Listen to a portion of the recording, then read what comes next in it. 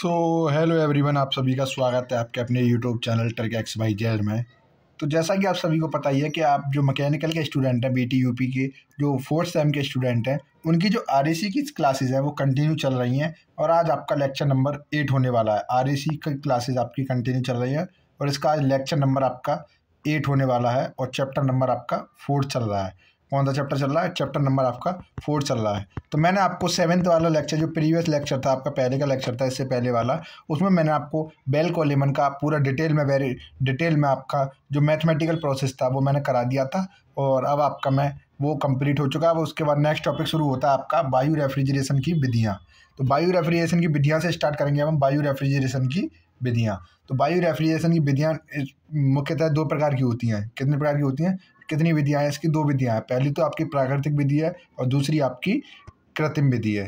तो देखिए, इससे पहले मैं ऊपर बता दूं आपको, ये मैंने आपको बेल कोलेमन जो साइकिल थी इसका पूरा मैंने डिटेल में आपको करा दिया था। अब इसके बाद नेक्स्ट शुरू होता है आपका वायु रेफ्रिजरेशन की विधियाँ। तो वायु रेफ्रिजरेशन आपका कितने प्रकार का होता है? 2 प्रकार का होता है। पहला होता है आपका प्राकृतिक विधि, जिसे कहते हैं नेचुरल मेथड, और दूसरा होता है आपका कृत्रिम विधि, तो जिसे कहते हैं आर्टिफिशियल मेथड।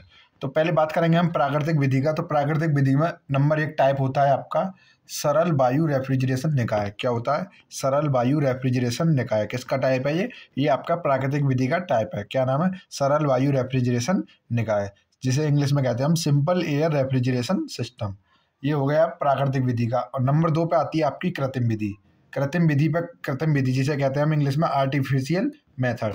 आर्टिफिशियल मेथड में कितने टाइप होते हैं? आर्टिफिशियल मेथड के आपके 5 टाइप होते हैं। पहला है आपका सरल वायु वाष्पित्र रेफ्रिजरेशन निकाय, दूसरा है आपका बूट स्ट्रैप वायु रेफ्रिजरेशन निकाय, तीसरा है आपका बूट स्ट्रैप वायु वाष्पित्र रेफ्रिजरेशन निकाय, और चौथा है आपका घटते वातावरणीय वायु रेफ्रिजरेशन निकाय, पांचवा है आपका पुनर्योजी वायु रेफ्रिजरेशन निकाय।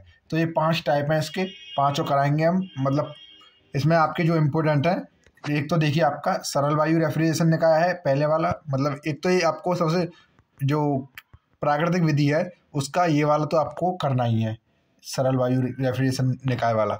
इस वाले में कृत्रिम विधि में से आपको एक ये वाला करेंगे हम, एक बूट स्ट्रैप करेंगे और एक करेंगे आपका, देखते हैं और इसमें से कौन सा करते हैं, जो इम्पोर्टेंट रहेगा उसे ही करेंगे। ठीक है ना, ज़्यादा करने की ज़रूरत नहीं है इसमें। जो आपके प्रीवियस ईयर पेपर में ज़्यादा बार पूछे भी गए हैं उनमें से ही कराएंगे, वो ये बार बार रिपीट होते रहते हैं। ज़्यादातर आपका बूट स्ट्रैप और आपका ये वाला बूट स्ट्रैप और सरल वायु वाष्पित्र रेफ्रिजरेशन निकाय आता है, उसको हम चर्चा करेंगे। तो पहले बात करते हैं हम प्राकृतिक विधि का। प्राकृतिक विधि में आपका पहला है वायु रेफ्रिजरेशन निकाय। कौन सा? सरल वायु रेफ्रिजरेशन निकाय। किसका है ये है आपका नेचुरल मेथड, जो प्राकृतिक विधि है उसका टाइप है सरल वायु रेफ्रिजरेशन निकाय। तो सरल वायु रेफ्रिजरेशन निकाय क्या होता है, देखिए इसके बारे में हम डिटेल में आप चर्चा करने वाले हैं। तो इसका उपयोग सामान्यतः एयरक्राफ्ट में किया जाता है। किस में किया जाता है? इसका उपयोग सामान्यतः एयरक्राफ्ट में किया जाता है। इसको हम एक और नाम से जानते हैं, इसको हम कहते हैं सिंपल एयरक्राफ्ट रेफ्रिजरेशन निकाय या सिंपल एयरक्राफ्ट कूलिंग सिस्टम, इस नाम से भी इसको जानते हैं। तो इसका उपयोग सामान्यतः एयरक्राफ्ट में किया जाता है। इसके प्रमुख अवयव निम्नलिखित हैं। किसमें प्रयोग किया जाता है? सिंपल वायु रेफ्रिजरेशन निकाय को एयरक्राफ्ट में इसका प्रयोग करते हैं। अब इसके कौन कौन से एलिमेंट हैं, देखिए इनके एलिमेंट की बात करूँ मैं तो पहला आपका एलिमेंट है इसमें संपीड़क, दूसरा है आपका गैस टरबाइन, तीसरा एलिमेंट है आपका ऊष्मा विनिमय जिसे कहते हैं हम हीट एक्सचेंजर, चौथा है आपका शीतलन वायु पंखा कूलिंग एयर फैन, और पांचवा है आपका शीतलक टरबाइन जिसे कहते हैं हम कूलिंग टरबाइन, और छठवां आपका उपसाधन जिसे हम एसेसरीज कहते हैं। एसेसरीज में आपके वो आ जाते हैं सेफ्टी वगैरह के लिए। ठीक है ना, ये हो गए आपके इसके अवयव। कितने अवयव हैं इसके? टोटल इसके 6 अवयव होते हैं इसमें। पहला आपका संपीड़क, गैस टरबाइन, ऊष्मा विनिमित्र जिसे हीट एक्सचेंजर कहते हैं, शीतलक वायु पंखा, पांचवा शीतलक टरबाइन है, छठवां आपके उपसाधन लगे रहते हैं उसमें। ठीक है ना, ये हो गए इसके अवयव। अब इसके अवयव के बाद आते हैं, अब इसके बाद आते हैं इसका डायग्राम कैसा होता है। तो देखिए ये कुछ इस प्रकार से इसका डायग्राम होता है। ये इसका डायग्राम है, ये है सिंपल एयर रेफ्रिजरेशन सिस्टम का। किसका? सिंपल एयर रेफ्रिजरेशन सिस्टम का। अब ये कार्य कैसे करता है, तो ये कार्य कैसे करता है इसके बारे में हम बताएंगे। जो जितने भी आपके ये रेफ्रिजरेशन सिस्टम होंगे इनका कार्य करने का जो मेथड होगा लगभग समान होगा। बस इसमें क्या लगे जाएंगे कुछ, इसमें आपके जो इससे अगले वाले हैं जो कृत्रिम विधि वाले हैं उनमें क्या होगा कुछ एलिमेंट इसमें ऐड हो जाएंगे, कुछ अवयव इसमें जुड़ जाएंगे, ठीक है ना। तो पहले बात करेंगे हम सिंपल एयर का। तो इसमें क्या होता है, जो वातावरणीय वायु होती है, अभी एम्बिएंट एयर होती है, ये एम्बिएंट एयर, ये वातावरणीय वायु आपकी किस में प्रवेश करती है, इसमें प्रवेश करेगी। पहले जो वातावरणीय वायु होती है आपकी वो ऐसे प्रवेश करती है, इसमें प्रवेश करने के बाद जो रैम एयर होती है, रैम एयर इस टाइप से इसमें जाती है। जाने के बाद जो आपका लगा रहता है यहाँ पे मेन कंप्रेसर क्या लगा हुआ है, ये मेन कंप्रेसर। मेन कंप्रेसर से वायु आपकी किस में जाती है, मेन कंप्रेसर से वायु जाती है आपकी कंबस्शन चैम्बर में। कंबस्शन चैम्बर में क्या होता है, कंबस्शन चैम्बर में इसका हीटिंग का क्या होती है, कंबस्शन चैम्बर में बताइए। जो आपकी मेन कंप्रेसर होता है, मेन कंप्रेसर में जाके हीट का उसका वायु का टेम्परेचर और प्रेशर क्या हो जाता है, बढ़ जाता है। फिर ये किस में आती है, ये आती है आपकी मेन चैम्बर में, यहाँ पे कंबस्शन चैम्बर में। कंबस्शन चैम्बर में आएगी तो उसमें क्या होगा, उसका कंबस्शन होगा, दहन होगा। दहन होने पर क्या होती है, उसमें प्रोड्यूस होती है, हीट प्रोड्यूस होगी। तो हीट प्रोड्यूस होगी तो जहाँ से किस में जाएगी, ये आती है गैस टरबाइन में। जब टरबाइन घूमेगी तो टरबाइन घूमने के साथ साथ यहाँ से फ्लो होके ये किस में आती है, यहाँ होके इसमें ये प्रवेश करती है। जब ये यहाँ आती है तो यहाँ लगा रहता है आपका हीट एक्सचेंजर। ये क्या लगा है, ये हीट एक्सचेंजर लगा है। अब हीट एक्सचेंजर का क्या काम क्या होता है, हीट एक्सचेंजर का देखिए, तो हीट एक्सचेंजर में जब ये जाती है तो ऐसे ये घूमती रहती है कॉइल में, इस टाइप से घूमेगी। ये घूमने के साथ साथ ये यहाँ से किस में प्रवेश कर जाती है, कूलिंग टरबाइन में। कूलिंग टरबाइन का जब कूलिंग टरबाइन घूमती है, ये कूलिंग टरबाइन आपकी घूमेगी तो क्या होगी, कूलिंग टरबाइन घूमती है तो जो ये इस फ्लो से क्या होती है, ये इस वाले पंखे को जो कूलिंग फैन है इसको भी घुमा देती है। इसको घुमाने के साथ साथ ये क्या करती है, यहाँ से एयर ये बाहर निकल जाती है और जो भी आपका कार्य होता है वो कार्य ले लिया जाता है टरबाइन से, और बाकी एयर आपकी जो बचती है वो इसमें से बाहर कर दी जाती है, एयर टू केबिन में कर दी जाती है। जो एयर बचती है वो किस में बाहर कर दी जाती है, एयर टू केबिन में ये बाहर कर दी जाती है। अब यहाँ से जो एयर इसमें जा रही है, इसका क्या कार्य है, तो जो एम्बिएंट एयर आपकी होती है वो डायरेक्ट ये रेम होके इसमें आती है अंदर। तो जो आपकी ये यहाँ पे ये बनी हुई है, 1 मिनट में दिखाता हूँ आपको।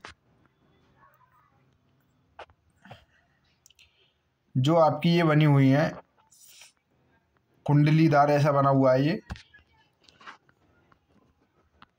ये कुंडलीदार आपका ये बना हुआ है। इसको क्या करती है, ये चल क्यों नहीं रहा, हाँ ये देखिए, ये कुंडलीदार ये बना हुआ है ना, इसके जो बाहर का एरिया है, इसके एरिया पर, बाहर के एरिया पर क्या करती है, ये वाली एयर इसको टच करती है, बाहर के एरिया को क्या करती है, टच करती है। तो जिससे क्या होता है, हीट का क्या होता है, आदान प्रदान हो जाता है। हीट एक्सचेंजर मतलब क्या करता है, हीट एक्सचेंज करता है, हीट को ट्रांसफ़र कर देता है। हीट ट्रांसफ़र करने के बाद ये किस में आ जाती है, ये फिर इसमें से बाहर निकल के ये आ जाती है फिर कूलिंग फैन की तरफ। कूलिंग फैन क्या करता है, उस हीट को ठंडा कर देता है, कूलिंग फैन के जरिए वो क्या हो जाती है, ठंडा हो जाती है। और जो हीट बचती है उसको किस में कर देते हैं, ये एयर टू केबिन में निकाल देते हैं। तो ये क्या है, ये मतलब प्रोसेस आपका कैसा कार्य करता है, ये कि आपका एयरक्राफ्ट में ये कार्य करता है कूलिंग प्रोवाइड करने के लिए। क्या, कूलिंग प्रोवाइड करने के लिए ये किस में कार्य करता है, एयरक्राफ्ट में ये कार्य करता है। समझ में आया होगा आपके ये कैसे कार्य कर रहा है। इसमें आपका कोई भी वैसा वो यूज नहीं किया जाता है, रेफ्रिजरेंट वगैरह। इसमें सिंपल जो एयर होती है, वातावरण की एयर, एटमॉस्फेयर की एयर होती है, उसका प्रयोग करके और इसका ये पूरा प्रोसेस कार्य करता है। तो ये आपका होता है सिंपल एयर रेफ्रिजरेशन सिस्टम। कौन सा, ये होता है आपका सिंपल एयर रेफ्रिजरेशन सिस्टम। इस टाइप से ये कार्य करता है। इसके एलिमेंट भी मैंने अभी आपको बताए थे। उसमें पहला कंप्रेशन हो गया आपका, टरबाइन हो गई, और आपका हीट एक्सचेंजर हो गया, कूलिंग टरबाइन हो गई आपकी, कूलिंग फैन हो गया आपका, और क्या हो गया, कंबसन चैम्बर लगा होता है एक, और एसेसरी वगैरह रहती हैं, बस यही इसमें लगे रहते हैं, और कोई भी इसमें एक्स्ट्रा नहीं होता है। जो मैंने अभी आपको बताए थे यही लगे रहते हैं। एक शीतलक टरबाइन होती है, एक शीतलक वायु पंखा होता है, ठीक है ना। तो ये लगे रहते हैं। ये कूलिंग टरबाइन आपकी लगी हुई है यहाँ पे, कूलिंग टरबाइन, और ये आपके लगी रही है कूलिंग फैन लगा हुआ है। तो ये इसमें लगे रहते हैं। समझ में आ गया होगा आपके कैसे ये कार्य करता है। इस टाइप से ये कार्य करता है। अब इसके बाद नेक्स्ट आता है, अब इसमें देखिए, अब इसका आता है थोड़ा हिंदी पार्ट। अगर जिसने ये समझ लिया होगा वही इसका हिंदी पार्ट लिख पाएंगे, ठीक है ना। तो मेन चीज़ है डायग्राम को अच्छे से समझना, फिर उसके बाद आप उसी हिसाब से अपने शब्दों में ही उस हिंदी को आप लिख सकते हैं। तो देखिए, अब इसका हम हिंदी पढ़ते हैं थोड़ा। इस विधि में वातावरणीय वायु को संपीड़क तथा गैस टरबाइन में प्रवेश कराते हैं। इस उच्च दाब एवं उच्च ताप वायु को ऊष्मा विनिमित्र हीट एक्सचेंजर में भेजते हैं, जहाँ इसका प्रारंभिक शीतलन होता है। प्रारंभिक शीतलन होता है यहाँ पे हीट एक्सचेंजर में क्या होता है, इसका प्रारंभिक शीतलन होता है। यह शीतलक वायु शीतलक टरबाइन में प्रवेश करती है। किस में करती है प्रवेश? शीतलक टरबाइन में प्रवेश करती है, जो कूलिंग टरबाइन है उसमें प्रवेश करती है, जहाँ प्रसारण के कारण, किसके कारण? प्रसारण के कारण, एक्सपेंशन के कारण यह और शीतलक होकर केबिन में प्रवेश करती है। किसमें? केबिन में प्रवेश करती है। केबिन में प्रवेश करती है, किसमें? केबिन लगी रहती है, जो एयर टू केबिन है ना, उसमें प्रवेश करती है, तथा बची वायु शीतलक वायु पंखे से वातावरण में निकाल दी जाती है। जो आपकी कूलिंग टरबाइन लगी हुई है उसकी सहायता से जो एयर बचती है, वायु बचती है, उसको किस में निकाल देते हैं हम? वातावरण में निकाल दी जाती है। तो यही कार्य मैंने भी आपको समझाया था और यही इसकी हिंदी है। सिंपल हिंदी में लिखा हुआ, आप अपने नोट्स में साथ के साथ लिख लेंगे तो और भी अच्छा रहेगा, आपको याद भी रहेगा। कुछ ज़्यादा इसमें वो नहीं है, सिंपल सा है। देखिए सिंपल सा क्या मैटर है इसका, आपका जो वातावरण की वायु है उसको क्या करेगा, ये वातावरण की वायु उसमें प्रवेश करती है। जब वातावरण की वायु प्रवेश करती है उसको हम रैम एयर कहते हैं, अंदर आते ही रैम एयर हो जाती है। और रैम एयर अब ये किस में जाती है? कंप्रेसर में जाएगी। कंप्रेसर में जाएगी तो उसका टेम्परेचर और क्या प्रेशर दोनों बढ़ जाएंगे। टेम्परेचर प्रेशर बढ़ने के साथ साथ ये किस में आती है? फिर जाती है कंबसन चैम्बर में। कंबसन चैम्बर में क्या होता है? दहन होता है। दहन होने के साथ में ये किस में आ जाती है? फिर गैस टरबाइन में। टरबाइन में जैसे ही फ्लो करती है, ये टरबाइन में जैसे ही फ्लो करती है तो इस रास्ते से ये किस में आ जाती है? हीट एक्सचेंजर में आ जाती है। हीट एक्सचेंजर में आएगी तो क्या होता है उसमें, ये इसको कहते हैं प्रारंभिक शीतलक। इसमें वायु क्या होती है? प्रारंभिक शीतलन होती है। हीट का ये क्या होता है? आदान प्रदान होता है। तो हीट का आदान प्रदान होता है तो फिर ये किस में आ जाती है? ये आ जाती है आपकी कूलिंग टरबाइन पर। कूलिंग टरबाइन जैसे ही घूमेगी तो ये किसको? कूलिंग टरबाइन और कूलिंग फैन क्या होते हैं? एक साथ घूमते हैं ये, मतलब एक साथ घूमते हैं ये। जैसे ही इधर से प्रेशर आएगा तो ये भी घूमेगा और इधर से प्रेशर आएगी तो ये भी घूमेगा, तो ये दोनों घूमते हैं। ये वाली एयर को केबिन में पहुंचा देते हैं, एयर टू केबिन, मतलब जो आपकी कूलिंग एयर टू फैन, मतलब जो आपका रास्ता है जाने का उसमें चली जाती है ठंडी वायु, और जो बची हुई वायु है वो एयर टू केबिन में से बाहर निकाल दी जाती है, मतलब एयर टू केबिन में से बाहर निकाल दी जाती है। तो इस टाइप से ये प्रोसेस पूरा कार्य करता है, ठीक है ना। अब देखिए ये हो गया यहाँ से क्लियर। इसके बाद इसकी हिंदी ये लिखवा दी मैंने आपको। अब इसके प्रमुख प्रक्रिया है, इसकी कुछ प्रक्रिया है, वो प्रक्रम है, प्रोसेस कैसे कैसे ये कार्य करते हैं। तो नंबर 1 पे आता है पहला आपका प्रोसेस है इसमें, जिसको हम कहते हैं रैमिंग प्रक्रम। रैमिंग प्रक्रम, तो रैमिंग प्रक्रम क्या होता है, देखिए इस पर बात करेंगे। तो देखिए रैमिंग प्रक्रम क्या होता है आपका। रैमिंग प्रक्रम माना व्यापक वायु का दाब एवं ताप P1 एवं T1 क्रमशः है। इस व्यापक वायु को आइसेंट्रोपिक रूप से, कैसे? आइसेंट्रोपिक रूप से रीम्ड करना प्रारंभ करते हैं, जिससे वायु का दाब एवं ताप P1 T1 क्या P1 T1 से बढ़कर P2 T2 तक क्रमशः पहुंच जाता है। मतलब जो आपकी वातावरण वायु होती है जब वो कंप्रेसर में जाती है तो वो क्या हो जाती है? रीम्ड हो जाती है। रीम्ड करते थे उसको, रीम्ड। जब वो रीम्ड हो जाती है तो उसका टेम्परेचर और प्रेशर क्या हो जाता है? P1 से P2 हो जाता है और उसका तापमान T1 से T2 हो जाता है। तो ये होता है आपका रीमिंग प्रक्रम, ठीक है ना। रीमिंग प्रक्रम होने के बाद अब होता है उसमें, मतलब रीमिंग प्रक्रम तो ये हो गया। अब इसके बाद आ जाता है नेक्स्ट प्रोसेस में संपीड़न प्रक्रम। कौन सा? संपीड़न प्रक्रम। पहला तो रीमिंग हुआ था, जो वातावरण से प्रवेश कर रही थी तो क्या हो रही थी? रीम्ड हो रही थी। वो रीम्ड होने पर उसका क्या होता है? तापमान में परिवर्तन हो जाता है। अब होता है संपीड़न प्रक्रम। तो कंप्रेशन प्रक्रम में क्या होता है आप सभी को पता ही है, इतनी बार मैंने पढ़ा भी दिया है आपको कि संपीड़न प्रक्रम क्या होता है। तो रैमिंग प्रक्रम के उपरांत वायु का आइसेंट्रोपिक संपीड़न मुख्य संपीड़न में किया जाता है। किसमें किया जाता है? मुख्य संपीड़क में इसका वो क्या किया जाता है? मुख्य संपीड़क में संपीड़न किया जाता है। तो संपीड़न होगा तो उसका टेम्परेचर और प्रेशर क्या हो जाएगा? और हाई हो जाएगा। जो उसका दाब एवं ताप है दोनों ज़्यादा हाई हो जाएंगे। फिर इसके बाद हो जाता है शीतलन प्रक्रम। कूलिंग प्रोसेस में क्या होता है? संपीड़ित वायु को रैम की सहायता से ऊष्मा विनिमित्र द्वारा ठंडा किया जाता है। किसके द्वारा किया जाता है? हीट एक्सचेंजर के द्वारा उसको ठंडा किया जाता है। हीट एक्सचेंजर के द्वारा, ऊष्मा विनिमित्र के द्वारा ठंडा किया जाता है। ऊष्मा विनिमित्र में वास्तविक रूप से दाब में गिरावट आता है। प्रेशर में जब ऊष्मा विनिमित्र में उसको ठंडा करेंगे, जब ठंडा करते हैं तो क्या होता है? दाब भी घटने लगता है साथ के साथ। तो ये कौन सा प्रोसेस हो गया? ये हो गया आपका शीतलन प्रक्रम।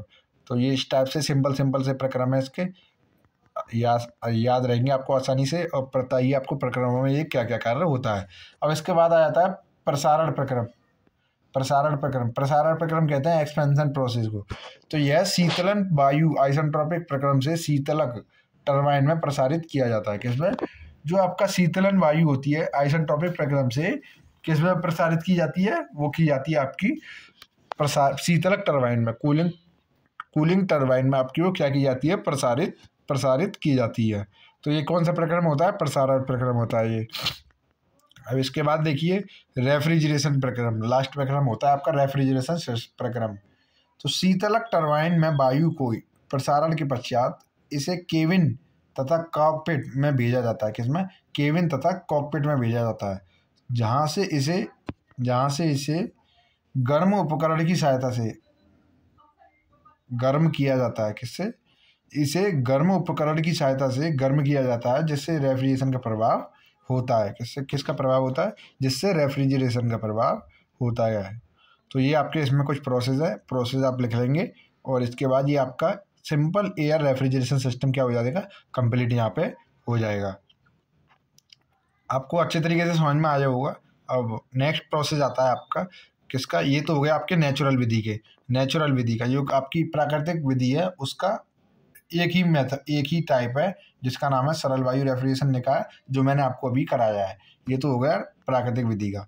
अब दूसरा आता है आपका कृत्रिम विधि का। कृत्रिम विधि में आपके क्या होते हैं? आर्टिफिशियल विधि होती है। अब देखिए प्राकृतिक विधि में आपका क्या किया गया है? केवल आपकी वायु का प्रयोग करते हैं हम, वायु का जो वातावरणीय वायु होती है, नेचुरल एयर होती है, केवल उसका प्रयोग करते हैं। तो इसलिए इसको हम क्या कहते हैं? प्राकृतिक विधि है। ये सबसे सरल विधि होती है, ठीक है ना। अब इसके बाद आती है कृत्रिम विधि। तो कृत्रिम विधि में आपका नंबर 1 पर आता है आपका सरल वायु वाष्पित्र रेफ्रिजरेशन निकाय, simple air evaporator refrigeration system. क्या होता है? सिंपल वायु वाष्पित्र रेफ्रिजरेशन सिस्टम। तो इस पर हम बात करेंगे। अब देखिए ये वाला तो आपने कर लिया होगा।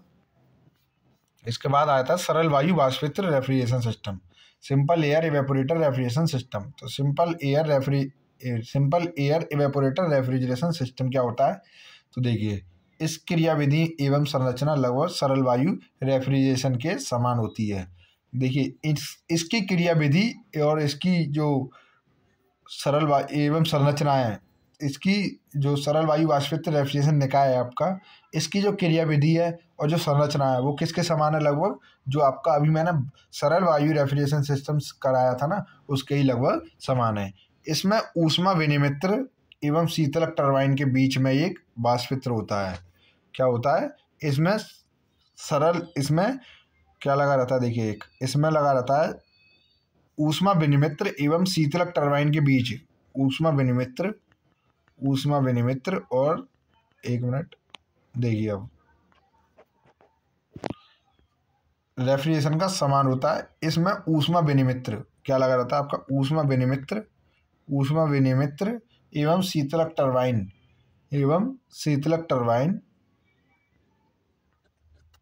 शीतलक टरबाइन के बीच में एक वाष्पित्र होता है। मतलब एक आपका हीट एक्सचेंजर लगा रहता है और शीतलक टरबाइन रहती है। हीटर एक्सचेंजर और शीतलक टरबाइन के बीच में क्या लगा रहता है? वाष्पित्र लगा रहता है, वाष्पित्र। एक बार मैं आपको डायग्राम बना के दिखाता हूँ, जो आपका, चलो मैं नीचे ही दिखा दूंगा, लगा रहता है। यह वाष्पित्र वायु को अतिरिक्त शीतलन प्रदान करता है। जो आपका वाष्पित्र लगा रहता है इसमें, वो क्या करता है? वायु को और भी ठंडा करता है, शीतलक प्रदान करता है। वाष्पित्र में रेफ्रिजरेंट के रूप में पानी, अल्कोहल, अमोनिया आदि का प्रयोग किया जाता है। किसमें? जो आपका वाष्पित्र होता है उसमें रेफ्रिजरेंट के रूप में किसका प्रयोग करते हैं हम? पानी का, अल्कोहल, अमोनिया आदि का प्रयोग किया जाता है। इन रेफ्रिजरेंट में वाष्पन से अतिरिक्त शीतलन प्राप्त होता है। जो रेफ्रिजरेंट लगे रहते हैं, ये वाले जो रेफ्रिजरेंट हैं, पानी, आपका अल्कोहल, अमोनिया, क्या करते हैं? ये वाष्पन में अतिरिक्त शीतलन प्रदान करते हैं, मतलब अधिक कूलिंग प्रोवाइड करते हैं। तो इस टाइप से इनका प्रयोग किया जाता है। अब इसमें एक नोट पॉइंट है आपके लिए, काफ़ी इम्पोर्टेंट है। नोट पॉइंट है आपके लिए कि जो आपका 20,000 मीटर की ऊंचाई पर निम्न ताप पर रेफ्रिजरेशन क्या होता है? उबलता है। 20,000 मीटर की ऊंचाई पर निम्न ताप पर, लो टेम्परेचर पर आपका जो रेफ्रिजरेशन है क्या होगा? उबलता है। तो 40 डिग्री बराबर पानी और 9 डिग्री पे आपका अल्कोहल और -70 डिग्री पे अमोनिया आपका क्या करना है, इस टाइप से इसको प्रयोग करते हैं, इस टाइप से इनको प्रयोग किया जाता है, क्योंकि ऊंचाई अधिक होने पर क्या हो जाता है, रेफ्रिजरेशन में उबलता है। तो इस टाइप से ये कार्य होता है। अब देखिए ये है इसका डायग्राम। डिफरेंस क्या है, डिफरेंस इसमें सिर्फ एक ही है जो मैंने अभी आपको बताया था हिंदी में। जो इसमें हीट एक्सचेंजर लगा रहता है, ऊष्मा विनिमित्र लगा ये वाला, ऊष्मा विनिमित्र लगा ये वाला ऊष्मा विनिमित्र, और आपकी कूलिंग टरबाइन, ऊष्मा विनिमित्र और आपकी ये कूलिंग टरबाइन, इन दोनों के मध्य में क्या लगा रहता है, आपका वाष्पित्र लगा रहता है, वाष्पित्र लगा रहता है। किन दोनों के मध्य, इन दोनों के मध्य में जो लगा हुआ है ये क्या है, आपका वाष्पित्र है। केवल यही डिफरेंस रहता है इसमें, केवल आपका यही डिफरेंस रहता है। ये वाला जो आपका लगा हुआ क्या है, ये आपका इवेपोरेटर है, इसमें वाष्पित्र इसमें लगा रहता है। अब वाष्पित्र में क्या किस रेफ्रिजरेंट का प्रयोग करते हैं हम, पानी, अमोनिया और अल्कोहल, इसका प्रयोग करते हैं।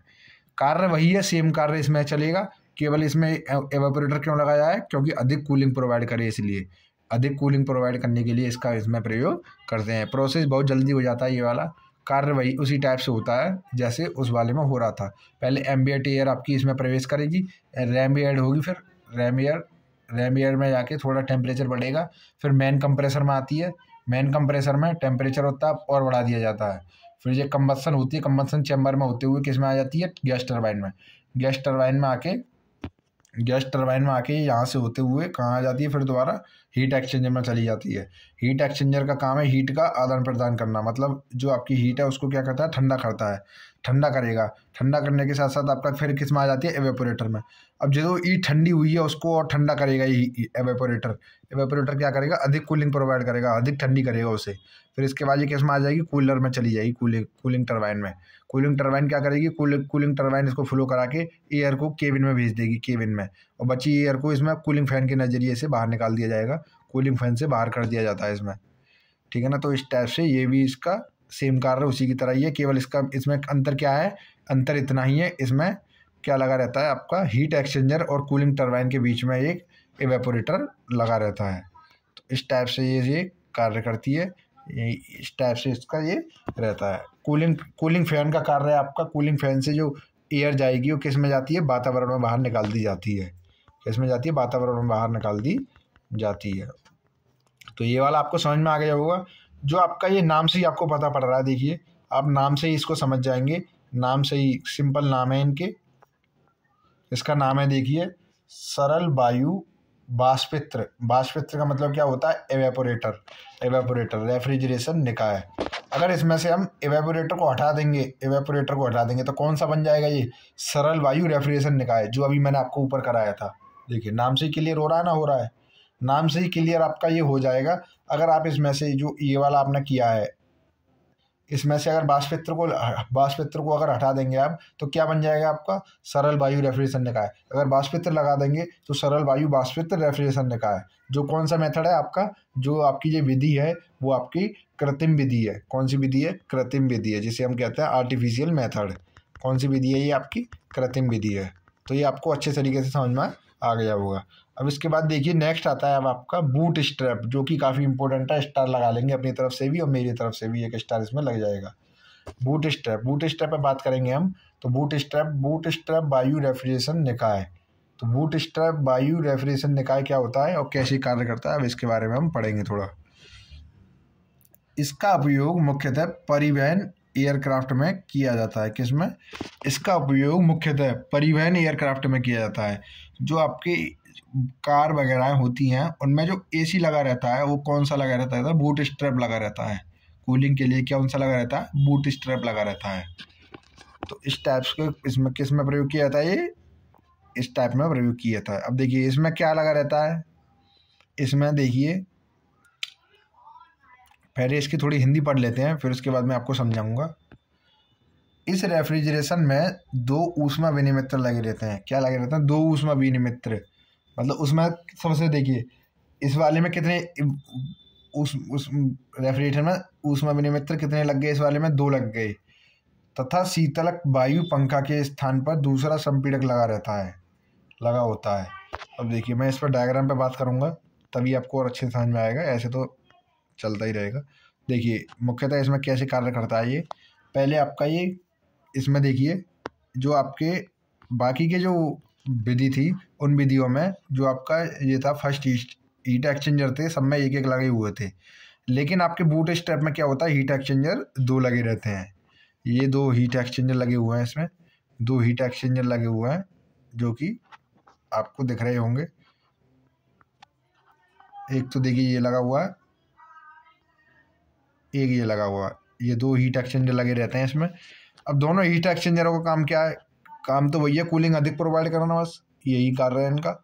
और दूसरा एक और इसमें क्या लगा रहता है, इसमें जो आपकी गैस टरबाइन लगी रहती थी यहाँ पे, कूलिंग टरबाइन लगी रहती थी जहाँ पे, उसकी जगह पे क्या लगा रहता है, उसकी जगह पे आपका सेकंड आपका कंप्रेसर लगा रहता है। ये वाला क्या है, ये सेकंड एयर कंप्रेसर लगा रहता है, सेकंड कंप्रेसर लगा रहता है, सेकंड, इसे कहते हैं हम सेकंड कंप्रेसर। जो यहाँ पे लगा हुआ है उसको कहते हैं हम सेकंड कंप्रेसर लगा रहता है,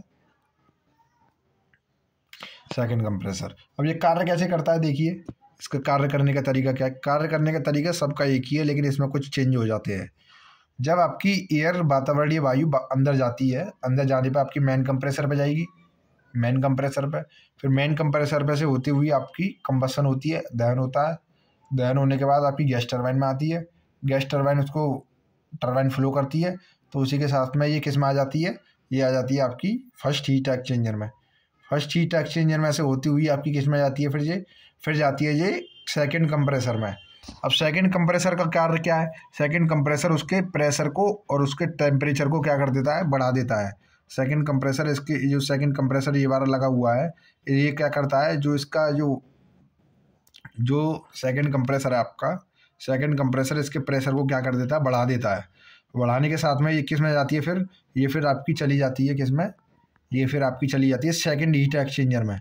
प्रेशर बढ़ा रहता है, इसका प्रेशर और अधिक रहता है, प्रेशर बढ़ा रहता है। केवल हीट एक्सचेंजर का कार्य क्या है, हीट को कम करना और मतलब उसको शीतलन प्रदान करना। तो इस टाइप से ये होते हुए किस में आ जाती है, फिर आ जाती है आपकी कूलिंग टरबाइन पर। कूलिंग टरबाइन क्या करती है, केबिन में एयर को प्रोवाइड कर देती है। जो आपकी कूलिंग टरबाइन का कार्य करती है, जो एयर है ठंडी वायु को उसमें किस में प्रवेश करती है, कूलिंग ठंडा करके उसमें, और आपकी जो जहाँ पे वायु को भेजना है वहाँ पे भेज देती है, जहाँ से वो क्या करती है, शीतलन कूलिंग प्रोवाइड कर देती है। तो ये कार्य इसमें होता रहता है। अब जो यहाँ से एयर जो आ रही है, एक इसमें जाती है, एक इसमें आती है, तो ये कार्य क्या करती है, स्पर्श करती है उसको, तो इससे क्या हो जाता है, ये ट्रांसफ़र हो जाता है, उसका हीट का ट्रांसफ़र हो जाता है। जो आपकी नली लगी हुई है ये राउंड होते हुए, तो ये इसमें टच करती है, इसको टच करने पर हीट का आदान प्रदान हो जाता है, और यहाँ से एयर आपकी बाहर निकल जाती है, यहाँ से भी एयर बाहर निकल जाती है। तो इस टाइप से ये कार्य करती है। सेम प्रोसीजर कार्य करने का इनका, लेकिन बूट स्टेप में क्या लगा रहता है, आपके 2 हीट एक्सचेंजर लगे रहते हैं। एक तो होता है आपका फर्स्ट हीट एक्सचेंजर, दूसरा होता है सेकंड हीट एक्सचेंजर। और आपके इसमें कूलिंग जो फैन लगा रहता है, कूलिंग फैन, उसकी जगह पे आपका सेकंड कंप्रेसर ये लगा होता है, सेकंड कंप्रेसर लगा रहता है। तो इस टाइप से ये आपके लगे रहते हैं और ये कार्य करते हैं। अब आपको और अच्छे से समझ में आ गया होगा कैसे ये लगते हैं और कैसे कार्य करते हैं। सेकंड कंप्रेसर ये लगा हुआ है और एयर टू केबिन में ये भेज दी जाती है। तो ये कार्य करते हैं इस टाइप से।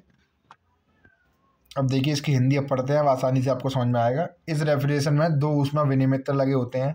कितने ऊष्मा विनिमित्र होते हैं इसमें, 2 ऊष्मा विनिमित्र लगे रहते हैं।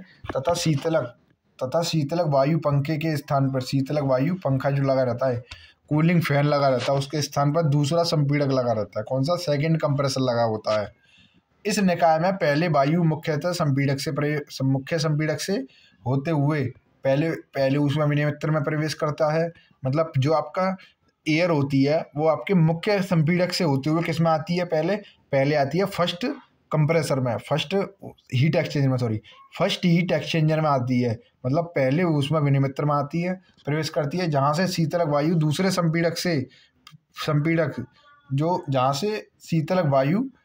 संपीड़क जो शीतलक टरबाइन द्वारा संचालित होता है, किसके द्वारा चलता है, ये शीतलक टरबाइन द्वारा चलता है, प्रवेश करता है। तथा दूसरा पुनः ऊष्मा विनिमित्र से होते हुए अत्यंत शीतलक वायु केबिन में प्रवेश करती है। मतलब पूरा प्रोसेस में आपके 2 हीट एक्सचेंजर होती हैं। पहले हीट एक्सचेंजर से निकलने के बाद वो आपके सेकंड कंप्रेसर पे जाती है, सेकंड कंप्रेसर में उसका प्रेशर बढ़ा दिया जाता है, फिर वो आपकी इसमें चली जाती है, फिर जाती है वो सेकंड हीट एक्सचेंजर में, जहाँ पे वो क्या कर दी जाती है और ठंडी कर दी जाती है। फिर वहाँ से होते हुए फिर किस में आ जाती है वो आ जाती है आपकी कूलिंग टरबाइन में। किस में आ जाती है? कूलिंग टरबाइन में आ जाती है, और वहाँ पे आपकी फिर क्या होती है, कूलिंग टरबाइन द्वारा उसको ठंडा करके उसमें केबिन में भेज दिया जाता है। तो इस टाइप से ये आपका कार्य करता है। इसमें भी कुछ प्रोसेस हैं। इसमें आपके निम्नलिखित प्रक्रम होते हैं। इसमें निम्नलिखित प्रक्रम होते हैं। कौन कौन से प्रक्रम है? पहला प्रक्रम है आपका प्रक्रम 1 से 2 आइसेंट्रोपिक रैमिंग प्रक्रम, प्रक्रम 2 से 3 आपका आइसेंट्रोपिक संपीड़न प्रक्रम, प्रक्रम 3 से 4 है आपका वायु की शीतलक प्रथम ऊष्मा विनिमित्र में, और प्रक्रम 4 से 5 है आपका शीतलक वायु का आइसेंट्रोपिक संपीड़न द्वितीय ऊष्मा विनिमित्र में, प्रक्रम 5 से 6 है आपका संपीड़क वायु का शीतलन द्वितीय ऊष्मा विनिमित्र में। तो इस टाइप से इसमें ये प्रक्रम होते हैं। इसके बाद एक और 2 प्रक्रम और है इसके शायद, देखते हैं। हाँ, ये रहे 2 प्रक्रम है। प्रक्रम 6 से 7 है आपका शीतलक वायु का आइसेंट्रोपिक प्रसारण शीतलक टरबाइन द्वारा केबिन दाब तक।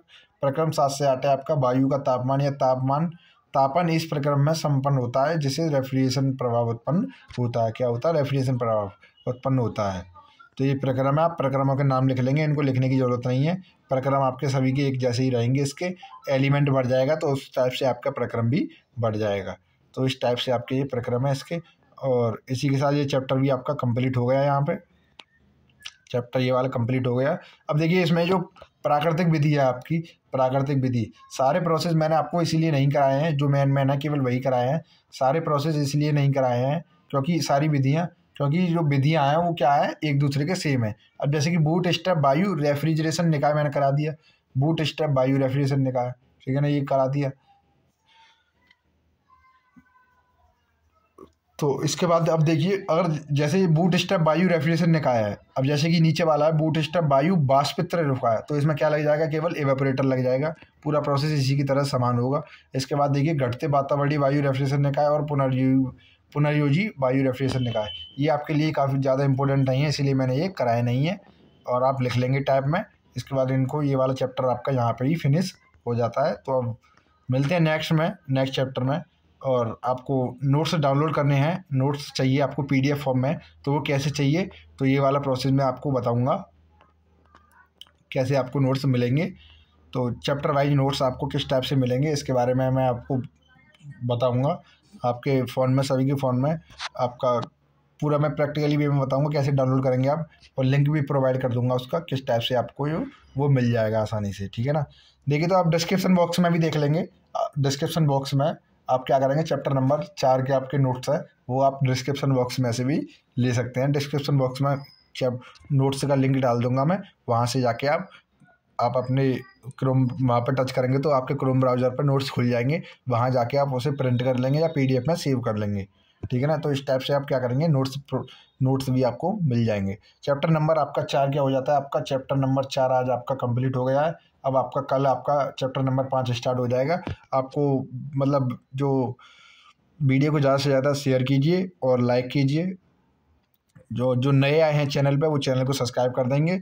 और मिलते हैं फिर नेक्स्ट में। आप अपने हॉस्टल ग्रुप, कॉलेज ग्रुप में भी शेयर कर दीजिए वीडियो को, ज़्यादा से ज़्यादा आपके जो दोस्त हैं वो भी देख सकें वीडियो को, ठीक है ना। तो मिलते हैं फिर नेक्स्ट सेशन में, तब तक के लिए यहीं से जाना चाहूँगा। Thank you.